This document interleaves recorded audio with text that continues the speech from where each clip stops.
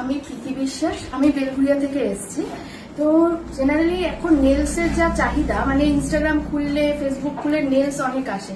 তো তার মধ্যে থেকে যে আমি যখন নিপা ম্যামেরটা দেখেছি, যে নিপা ম্যামের কাজ এত সুন্দর, ফিনিশিংটা সবার থেকে একটু ডিফারেন্ট আছে। তো সেই জন্য মানে আমি যখন ভাবলাম যে আমি যদি শিখবো, তাহলে মানে আমি তার জন্য বিউটি এক্সপোতে গেছি সামনাসামনি দেখার জন্য।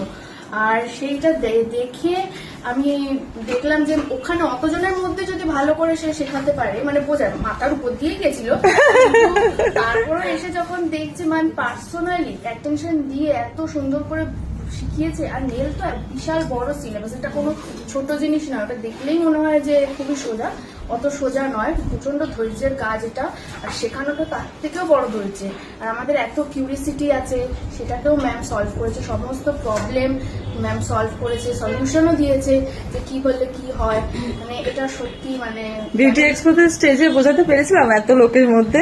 ওই যতটুকু বুঝেছিলাম যে এমনি এখানে যদি ভালো করে বোঝাচ্ছে, তাহলে ক্লাসে নিশ্চয়ই ভালো, আরো ভালোই বোঝাবে।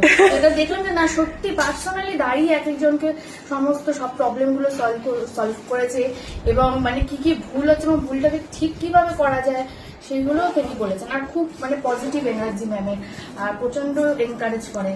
তার জন্য মানে আমি এখানে এসে খুব satisfied. Thank you so much.